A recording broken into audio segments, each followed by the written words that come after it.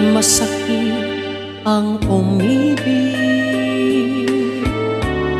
mapait ang magmahal, lalo na kung bawat isa may pananagutan na.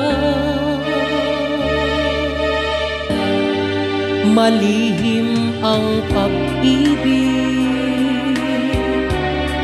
pangambal laging taglay, sa pagnakaw ng sandali nararapat sa iba.